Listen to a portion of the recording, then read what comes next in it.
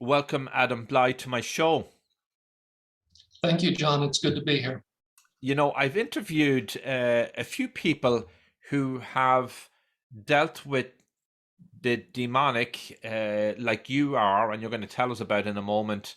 And I've found their experiences and what they recall and what they do fascinating, frightening, and to be honest, I trembled a little bit at some of the stories.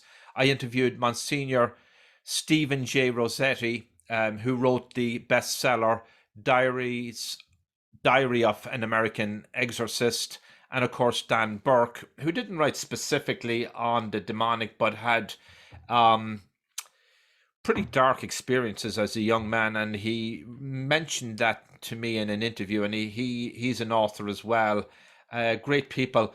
So you're really close to this whole area. You're a layman, a church decreed expert in religious demonology and exorcism for the Diocese of Pittsburgh. You have also served as an expert in these areas in training priests, deacons, and laity in many other dioceses. And you are a member of the International Association of Exorcists, which is a Vatican-recognized private association of the Christian faithful based in Rome. And of course, you have a new book coming out in September, The Exorcism Files, True Stories of Demonic Possession, and that's out on paperback. The publisher is Sophia Institute Press, and also, I guess, under the imprimatur of Crisis Publications. So tell us about yourself. Well, I started this kind of journey in graduate school in adult clinical psychology. I was doing brainwave research and learning to be a clinician and diagnosing things and treating mental illness. And that was back in around 2005, 2004. And the paranormal craze was starting back then. It wasn't popular. There weren't a ton of TV shows, but there was just that one back that started. And so I was having had done research in hypnosis and seen that you can induce hallucinations in a healthy person with no mental illness through hypnosis if they're hypnotizable. I was curious whether any of these claims of ghosts and these strange experiences were real, or if they were an artifact of mental illness or the brain. And so I sought out opportunities to actually talk with these people myself, having some experience in diagnosing things and seeing a lot of different types of mental illness. And so that led to consulting on a case for this diocese, the Pittsburgh Diocese, and then meeting specialist clergy, and just a cascade of doors kept opening. Very unusual for a layperson. But over these 15 years now, I've been teaching at national conferences. I've been at many hundreds of solemn exorcisms of people.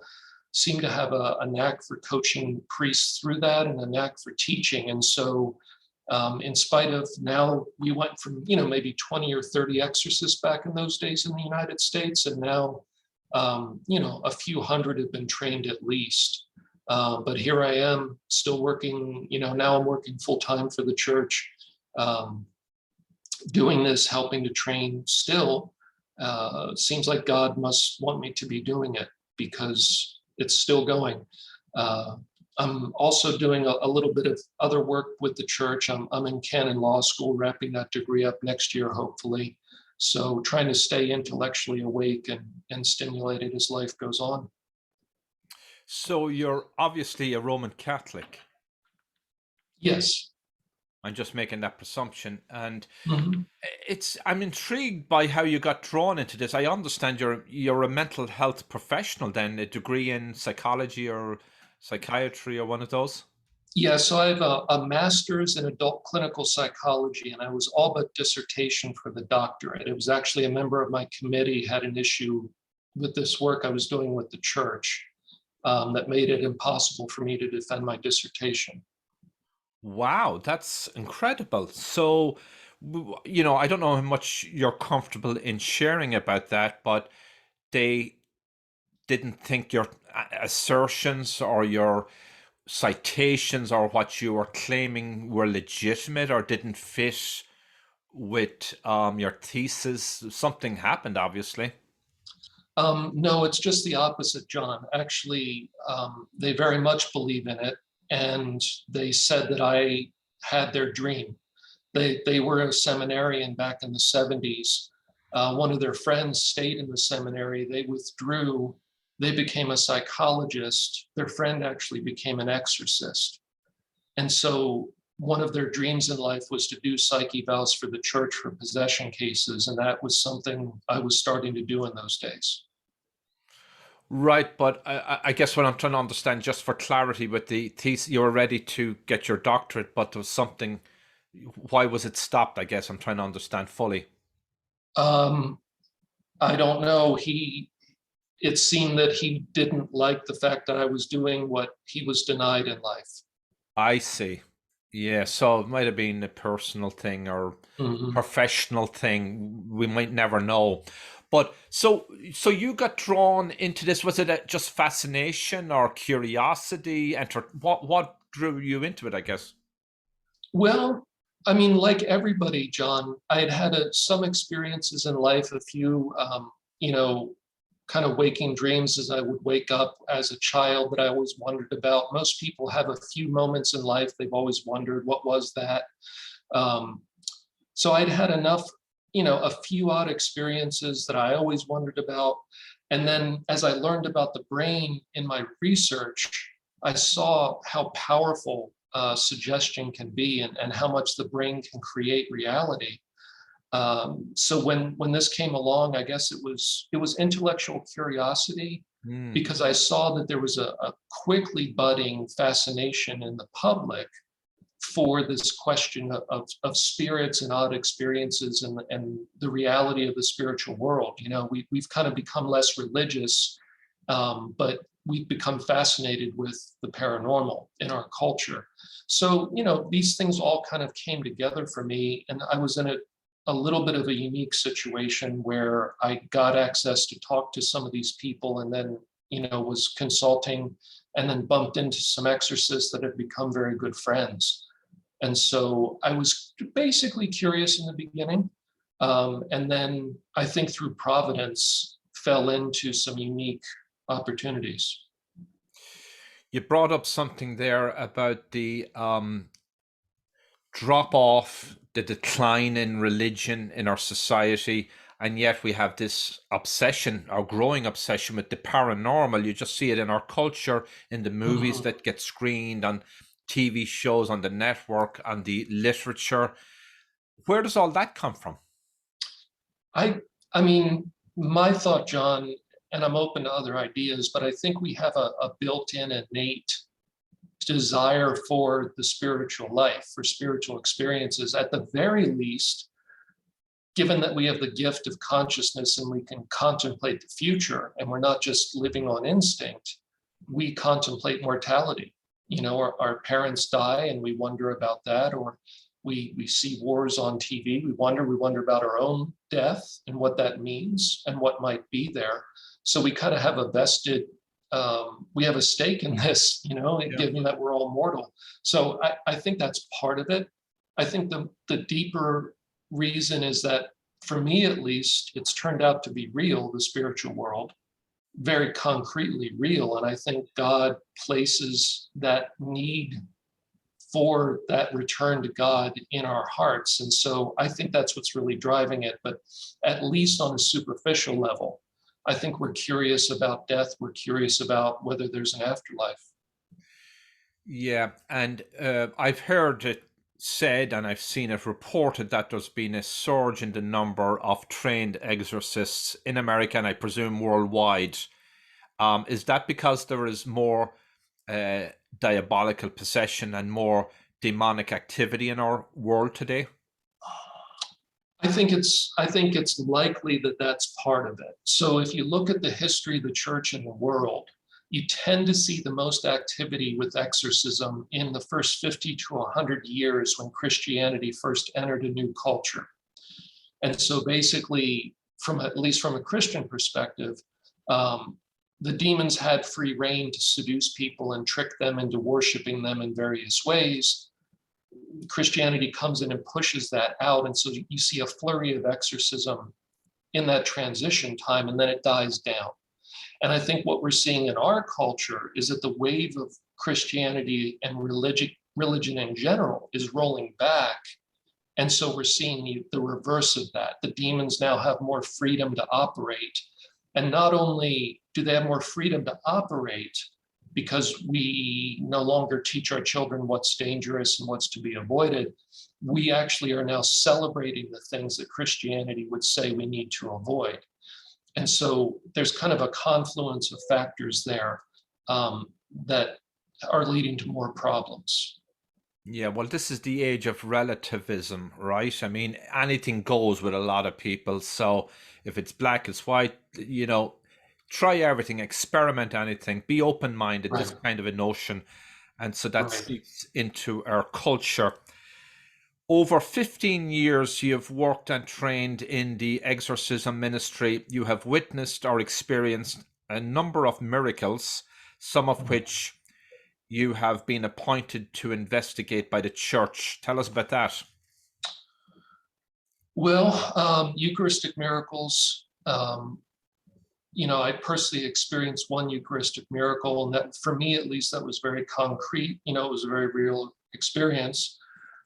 Stigmata cases, I've investigated 2 of those, and those are very interesting, and when they're real, very powerful kind of experiences, even to witness them, let alone experience them. From what I've seen, it has a tremendous impact on a person.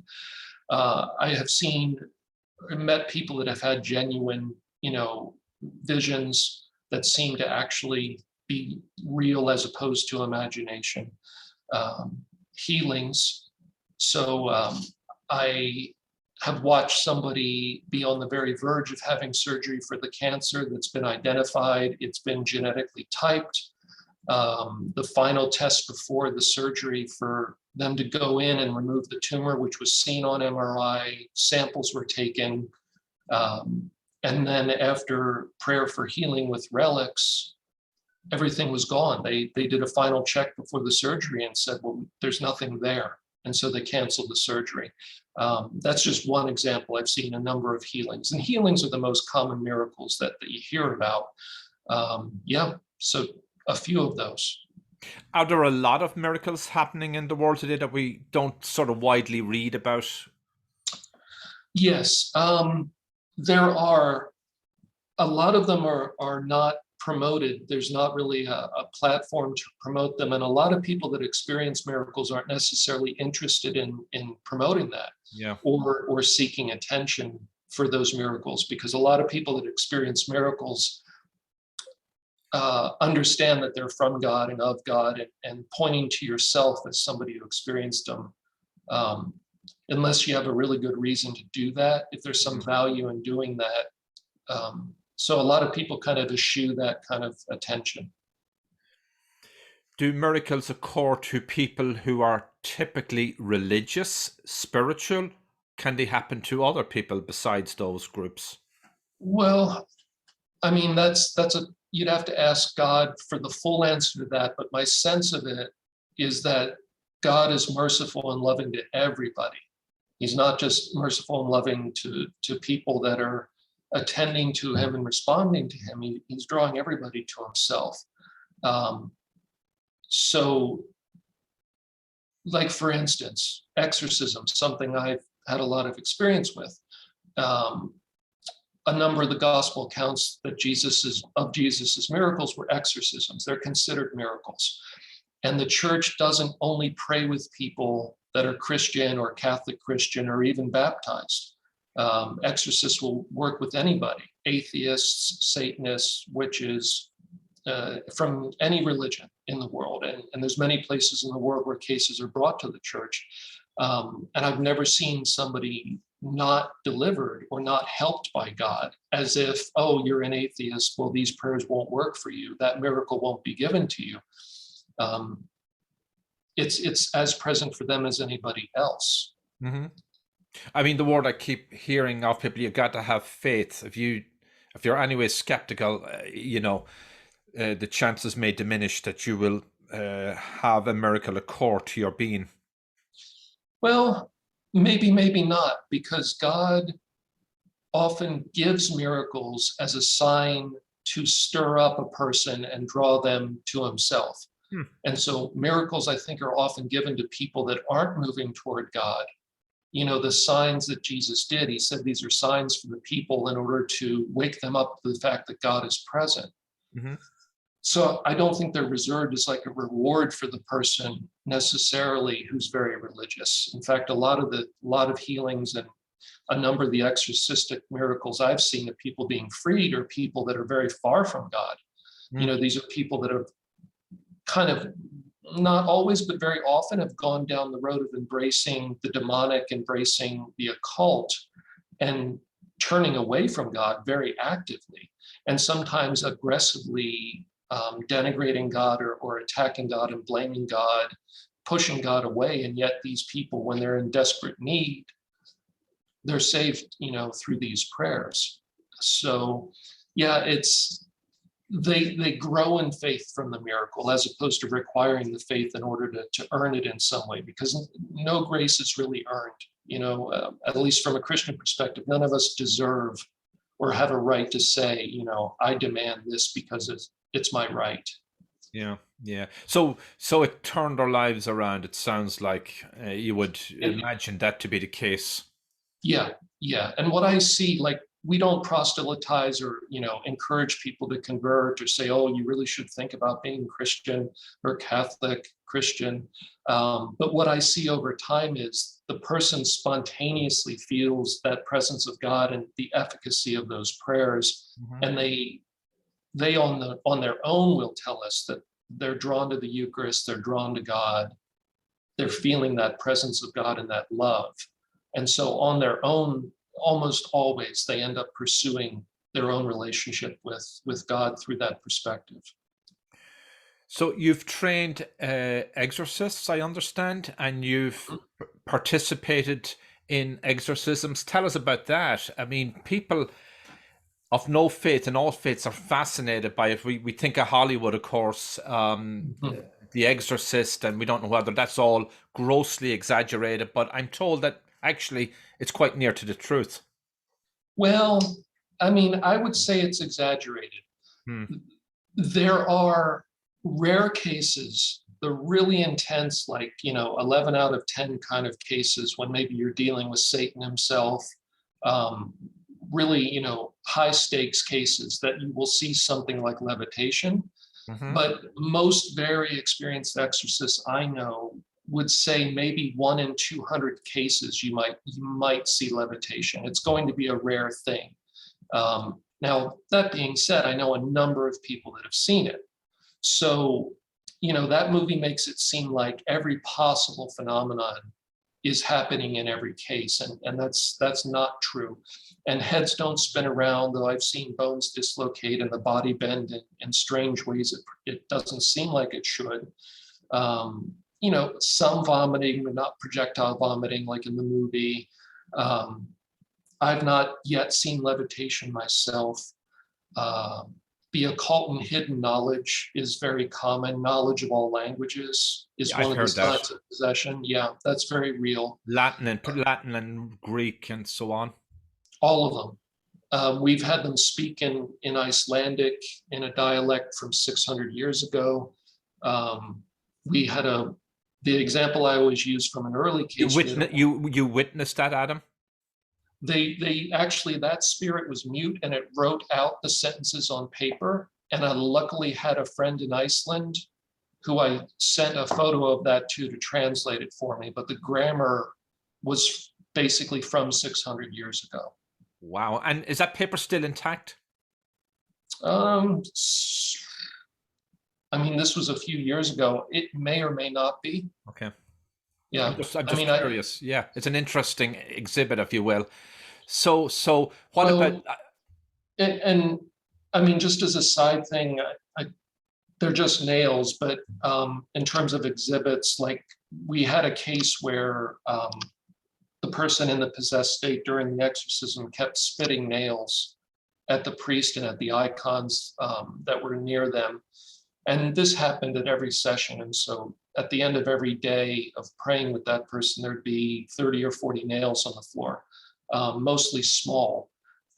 So, you know, and it's not like they had cheeked them or were holding them under their tongue. I mean, these are produced over a number of hours, repeatedly, pating, pating, pating. And eventually I kept some of them just because somebody actually said, you ought to just keep a handful and leave them in the archive as, here's a bunch of nails that Satan spit out at a priest. Yeah. Just because maybe that'll be useful to somebody at some point to realize it's real. Yeah, and doing research and so on. Mm-hmm. Why the nails? It's hard to understand that. You know, I don't know why they do that, but like over in Rome, the old guys in Rome that have like 40 years under their belt, the old exorcists, they actually, they showed us photos of them at the meetings over there. They'll have wooden boxes filled with nails, hinges, razor blades. For whatever reason, this happens on a regular basis. I don't see it much here in the States, but apparently there it's very common. That's extraordinary. Is it a draining experience being present at an exorcism?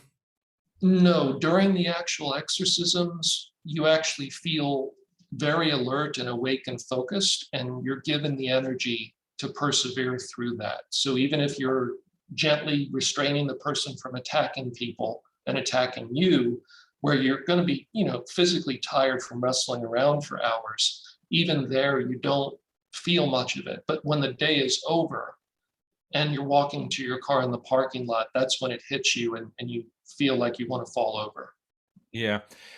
I've heard the possessed often gain supernatural strength during the experience, and they have to be restrained. Yeah, not all cases. Some are obedient to the exorcist and they stay still for the most part, but some are very physical. And it's hard to convey to you, but for whatever reason, the majority of these cases are female. So if you imagine a middle-aged woman, not very large or you know, coming from a life of manual labor, just kind of a slight, regular middle-aged female being, I mean, the strength is like iron. And I'm a man who's a little over 6'2" and north of 220 pounds, reasonably strong. And I've seen cases where it takes 5 men just to keep the person in place. You know, we've seen it. We saw a woman throw a man who makes me feel small with one arm, threw him across the room hard enough that he was airborne. Oh, so I mean, gosh. It's not always, but when it happens, it's pretty impressive. And it's beyond the adrenaline rush where you would say like, oh, you know, for a moment you have that strength, like the woman who lifts the car off of her child kind of thing. But this goes on for hours. You know, 3 or 4 hours later, they're not slowing down at all. And my muscles are quivering, wanting to give out. And yeah, they don't slow down at all. And then when the person comes back to their senses at the end, they're just sitting there like, why is everybody so tired? And they feel fine. They don't feel fatigue in their body. So they haven't realized what was occurring? No, usually they're blacked out. To them, they remember the prayer's beginning, and then the next thing they know, they're sitting there and it's 3 hours later. I'm sure some people will ask, oh gosh, they have a mental illness, might explain more of this. This is not demons. They have a vivid imagination. They're having psychotic episodes. They may be taking bad drugs. Yep. And that's what I thought too at the beginning. And I was trained as a mental health professional. I was, you know, trained in diagnosis and I was studying the brain. But here's the thing, John. The signs of possession the church has figured out over the centuries and requires at least some of them be present, knowing all languages. So started to mention earlier, early case, we had a woman raised on a farm with a high school education here in Pennsylvania. didn't know any other languages than English. And there's nothing wrong with being raised on a farm and having a high school education. I'm just saying, for context, there was a number of priests there at one of the sessions, and she was interrogated in English, French, Latin, Lithuanian, and German, and properly responded to all the languages. I had a case about 1.5 years ago, another woman here in Pennsylvania. She was being seen in an emergency room, and one of the police officers was Korean, American Korean, but spoke Korean at home, and so knew the language well. She was speaking to him, and he thought she was fluent in Korean, but it was actually the demon had taken over and she doesn't know anything about Korean at all. So my point is that Tourette's, epilepsy, schizophrenia, they don't make you suddenly fluent in all languages. Yeah. That's not part of mental illness, including ancient languages that are so obscure that you have to find. I've received, it'll sound goofy to you, but I received a text, because these things do text. They're not stupid. I've heard this from Father Rossetti too, that demons text. I wrote about that, and it was published, and some people laughed it off, but that's what he claims. And I asked him repeatedly, and I tried to figure out ways, but he left me convinced that something is going on that's bad. Yeah. Well, I mean, they're not stupid creatures, right? So that's just a technology that we use. They've observed it since its inception. They're not dumb. They know how to type and use languages. So, but anyway, my example was a language example where the demon had switched to the Greek alphabet on the iPhone and sent me a text in Greek. This person is a Pittsburgher. They're not an ancient language scholar.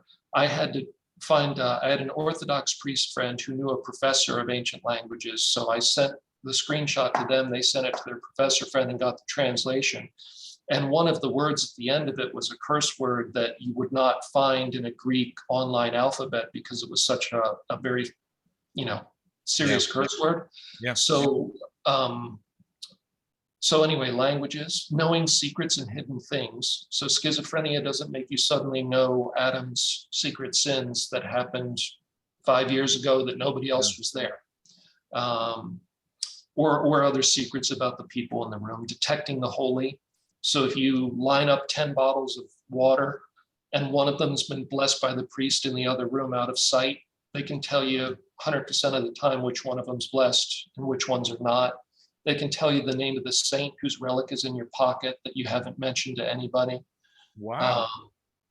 So yeah, these are some of the signs, and mental illness doesn't account for that. Sure, mental illness can account for rolling around on the floor and growling. Yeah. But the church has figured out a long time ago that most cases are mental illness. And so the bar is pretty high on what's possession. Yeah. You mentioned relics and holy water. Monsignor Rossetti mentioned that people should keep their homes, safe, blessed, relics, holy water, say the rosary. He said that's a great way to keep the demons away. The main thing is don't violate the first commandment. Mm-hmm. So the first commandment is love God with your whole heart, your whole being, everything. Put God first in your life. Mm-hmm. And so when we turn to these other spirits and we ask them for guidance, comfort, power in some form, and that's what ghost hunting is. We're telling God, I don't trust you. I want my confirmation of the spiritual life from this other spirit, from this Ouija board, from this psychic, from this pendulum, whatever it might be, whatever occult practice. You're saying to God, I'm not going to wait on you. I'm not going to trust your Bible. I'm going to get my answers from this other spirit. So you break your friendship with God and you start a friendship with this spirit. And basically, 9 times out of 10, the possession cases start with a violation of the first commandment. Yes, you want your home blessed, all of that for sure. But if you're playing with the Ouija board in the basement, it's not going to matter how blessed the house is. Yeah. Okay. So I'm looking at some interesting questions I wrote down here. How dabbling in the occult opens the door to evil. You just walk me through some of that. why the devil most intently attacks priestly and religious vocations. That would seem very ironic, very strange, and very odd.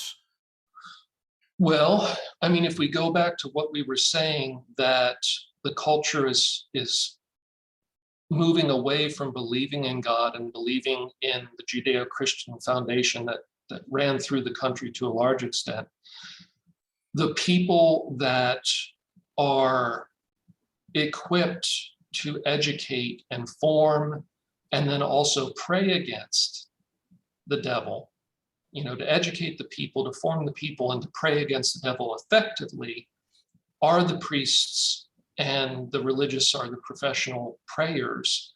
And so it makes sense strategically, you take out the people that are the most threatening of an enemy to you first. So if there's no priests, there's no exorcists. And if there's no bishops, there's no exorcists.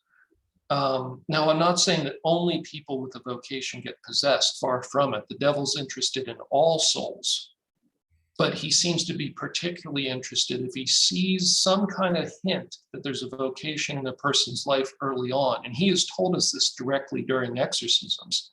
When he sees even in childhood that there's a hint that God has given this person a vocation, he'll deploy a lot of effort and a lot of energy to tripping them up and derailing that vocation during their life. And if they fall for those overtures and they open the door to it, he'll possess them to try to make absolutely sure that they'll never follow through with that vocation. So it's not every case, but many cases are that way. So you have come across cases with those situations, somebody who may have had a vocation or was in a seminary and was tripped up by... Not in a seminary, somebody who even as a child or a teen had a very strong sense that they had that vocation, they wanted to live that life, but they never even made it to seminary. They get derailed by these situations that seem to be orchestrated around them and then eventually fall into a situation where they're possessed. So a pretty bad situation. So there are different hierarchies of demons, as I understand it, right? I mean, it's just a whole gallery out there, and then there's the evil one, Satan. Yeah, so there's 9 choirs of angels from a Christian perspective. From a Catholic Christian perspective, most church fathers would say the taxonomy is there's 9 choirs. Seraphim at the highest rank, the ones directly before God, all the way down to angel, which are the ones that are actually interacting with this physical world. And so those are the messengers that people actually encounter. The exception there is Michael, who prepared the children at Fatima, and Michael is a seraphim. So at the beginning of creation, when the angels were made, they were given free will and the choice whether to do their job or not. And a third of them said no. Some fell from all choirs, and therefore in hell you have 9 ranks of demons. You got Satan, and then what I do to keep it simple is I kind of break it down into thirds. So you've got Satan, who's the general, he's the boss. Then you've got basically under him you have these 1-star generals. These are like the demons that you would see in the Old Testament, the Canaanite gods that were being worshipped, these proper named demons that are well known in scripture. Then you have officers in the middle tier, and then you have foot soldiers at the bottom. And so we encounter basically 3 types of demons. You've got these knuckleheads that aren't very bright, they're very aggressive, they talk a lot, they're super annoying. Those are the lower rank, they're more animal-like. Then you've got the middle tier. They have proper names. Like the lower tier, if you say, what's your name? They'll say, I'm rage, I'm murder, I'm suicide. They'll give you their function as opposed to a proper name. The middle tier will have a proper name, but it's not a name you've heard of. They're kind of the officers. And then typically at the end of the case, you'll get the 1-star general who's in charge of that case. And that'll be somebody you've heard of, either in culture or in the Bible. And then only if Satan cares enough to fight personally for the case will he then come when that one's cast out. And that's very rare so far in my life. So there are key signs of the diabolical, right? I mean, you've written about that. And what are they? Can you, when you look around you, you know, at society and individuals, could you identify like this is a diabolical community, or that person might have problems with evil and the devil? Well, it's a little bit tricky, John, and I try to be careful about jumping to judgments about people's from superficial signs. That being said, there are some people that are directly involved in demon worship, things called goetic magic. It's kind of black magic that is honest about it and says, I'm trying to call demons to cut deals with them. Yeah. And some of these people will use the symbols that come from that magical system. They'll talk about people like Aleister Crowley in his books. They'll have those type of tattoos or satanic tattoos on their throat, where it's pretty, they're broadcasting it pretty clearly what they're into. And it's not just a goth kid wearing dark clothes. And I'm not judging those people. In fact, those are the people we need to pray for the most. I'm not saying to give up on them or castigate them in any way, but they've been seduced into this stuff. And those, by the way, are some of the cases we see, but they typically come at the end of their life. So they go along with the demon. They're an obedient slave to the demon their whole life. And as long as they're promoting it, the demon has no reason to torment them or torture them because they're doing their job for the demon. At the end of life, when the demon's done with them and there's no more use for that person, they turn on them. And so sometimes those people come in at the end of life having served this thing, and they'll say, I thought it was my friend all these years, and it turns out it's not. Wow. So these demons and Lucifer, they all hang out, I mean, I don't want to be light about it, in hell, basically. Say that again, you broke up. These demons and Satan, where do they hang out? I mean, they hang out all around us, I suppose. Right. So scripture's real clear about that. They were cast down to earth to roam here until the end of time when they're judged. Mm-hmm. You know, the reference that he's a roaring lion that roams about the earth seeking who he can devour spiritually. This idea that he's in hell is not actually accurate. It's kind of a vague reference to the Judaic idea of Gehenna and Hades, which was more of a Greek idea. So it was a mix of those that people get confused about. But the revelation from Jesus onward is very clear that they're on earth, and their job, their ordinary job. And by the way, John, it's critical for anybody listening to our conversation. All these activities have to be allowed by God. He's not running free like a monster, just knocking people over and doing whatever he wants. You don't need to be terrified that he's just going to randomly come get you. If you read the book of Job in the Bible, it spells it out very clearly. He needs to go to the throne of God and get permission for everything that he does. So all these demons are on a leash, and Jesus has the leash. So it's not that Jesus is mean and he wants us to be afflicted by them, but he respects our free will.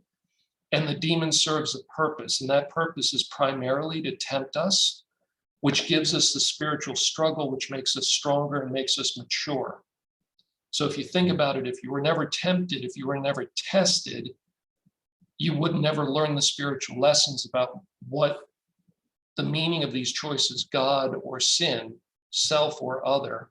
You would never really understand the meaning of those choices if you don't fall down and scrape your knee and get up and learn a lesson from that. And so the demon is there to tempt us primarily, and he needs to be on earth and roaming around us to do that. And then the secondary, the extraordinary activity, when we open the door to him, we do these things with the occult or black magic, and we invite that relationship. God then allows us to have that corrective emotional experience of, oh my God, that thing's a monster. I thought I was playing with a friend. And then God allows that, not because he wants us to suffer, but he wants us to realize what we're embracing so that we turn away from it and come back to God. So exorcism is grabbing somebody who's about to fall off the cliff and yanking them back at the last moment. Yeah, okay, that makes sense. I think it's important to note that a lot of people who may visit a priest who is an exorcist may indeed have a mental illness, right? They're not Oh, all possessed by the devil, or they're not possessed by a spirit or an evil spirit. oh, yeah, John, of course. At least 80% of the people that call in and I do intake interviews with, and we maybe even go on to do a diagnostic prayer session, at least 80%, it's mental illness or misunderstanding. Yeah, The church is very cautious about saying, yes, you're possessed and moving on to those prayers, partly because you can do a lot of harm. So, and this is the danger of people out there that are self-proclaimed exorcists just running around telling people, oh yeah, you've got a demon, that's definitely a demonic problem. Because if you casually endorse that hypothesis and start doing exorcisms or praying over somebody who's schizophrenic, well, they're going to say, well, I'm not going to take my medicine because now I know it's a demon. They told me so. And yeah, somebody can go off their medication, the psychosis gets greater, and there can be a tragedy. So you have to be really careful about endorsing these ideas. yeah. That's a good note. When you look around the world today, war in Ukraine, financial problems, domestic problems, murders, homicides, a drug epidemic, a loneliness epidemic. I mean, I could go on and on. People coming apart, society fragmenting, political polarization. What's your reaction to that as somebody of faith and who understands a lot about good and bad in the world? Mm, honestly, I just try to keep my head down and do what God has put in front of me. Hmm. Um, I know there's problems there. The danger, though, in focusing on them too much, unless part of those problems is in your immediate life, of course, you got to deal with it, is that you can get very depressed and apocalyptic. And just about every generation has thought they're in the end times. And by going down that road, um, you can do a lot of destruction to your own life. You stop being reasonable and stop appropriately living and planning and doing what you need to be doing. I think probably the more balanced approach is to keep your spiritual life in order. And if it is the end times, you're ready for it. But if it's not, keep going. The old funny Russian proverb is, trust in God, but row for shore. Say that last part. Trust in God, but row for shore. Yeah, yeah. So, Yeah. basically, I just try to keep living and doing what I think I'm supposed to be doing. Yeah, I think that's good advice. We can get despondent. We should be, happy, optimistic, and, we're here to support our families and everything. If you're going to Mhm. go into a corner and hide, that's not much good to the world out there. No, no. The name of your book is The Exorcism Files: True Stories of Demonic Possession. So you're going to have cases you're going to describe in the book? Yeah. So the goal there is, instead of saying, don't do this, don't do that, which, people don't like to hear that.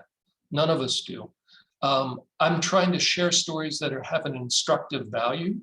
So here's a situation. Let me tell you the story of what happened, what led up to the problem, and then what happened afterwards, so that you can see, instead of me just wagging my finger and saying, I know better, you shouldn't do this. I'll say, well, here's an example of somebody who got involved in witchcraft. Here's exactly what happened. And here's what they experienced as an outcome. And likewise for a bunch of other things. So the goal there isn't to scare people or tell gross stories, but to tell real stories that hopefully have a value. Yeah. And it comes out in September. When you were writing that and during your work, and you brought it up earlier, you could get depressed thinking about the problems of the world. But in the profession you're in, does it ever get you down? Mm, not really. No, I think I try to not dwell on it. So when you're there, you pray your heart out. You give everything you can to it, and that's very easy to do because of the circumstance you're in. Um, but then I think it's healthy to walk away and do other things and try to have some balance. I Yeah. certainly don't sit around reading about this all the time. I Yeah. try to have other interests and activities in life. I don't think it would be healthy to focus on this too much. Um, and also I don't think God wants us to focus on just that part of the spiritual life. I had an exorcist friend tell me something really great very early on in this, John. And he said, if your spirituality is like a hand, and you just take one part of that hand and you overdevelop it and only focus on it, the hand becomes monstrous. And what he was saying was, if you just focus on exorcism and demonology, your spirituality becomes distorted, and it actually becomes a bad thing. So you want to be balanced, study the saints, work on cars, which is what I like to do. I like to wrench on old cars that's my vacation. Writing books is fun to keep the mind alert, but I don't think you should focus on this all the time. Balance in life is always good. If people who are listening this and it piques their imagination and attention, and they may say, gosh, I have a friend who may have an issue with the demonic, who do they approach? Do they contact their local parish? Yeah, it's probably best to contact their local diocese that they live in. So the parish may or may not know who the expert is in that diocese. So sometimes the parish priest, he won't necessarily know if there's an exorcist in the diocese. He probably would, but he might not.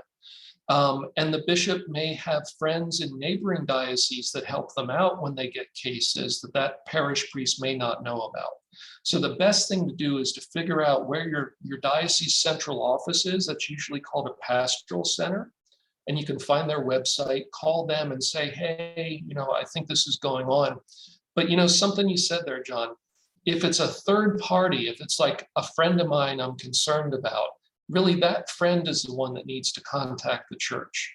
We don't have somebody call us and say, well, I think so-and-so's possessed because I don't like how they're acting. Go to their house, hold them down and do an exorcism.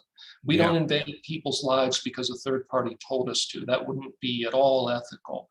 So I would say, encourage your friend to contact their spiritual leader first. If they're not Christian, their minister, whoever their spiritual leader is. And if they want to contact the Catholic Church, contact the central office.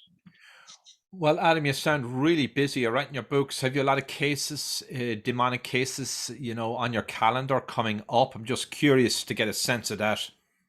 We have four major exorcisms going right now that we pray with every week.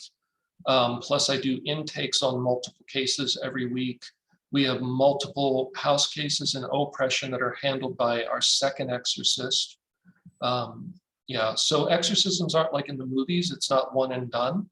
It's typically around 6 months to 2 years of weekly sessions before it's over. And so having 4 cases is that's a full afternoon. I can imagine. And well, people will be looking forward to read your book, which comes out in September. The name again is The Exorcism Files, True Stories of Demonic Possession. It's on paperback.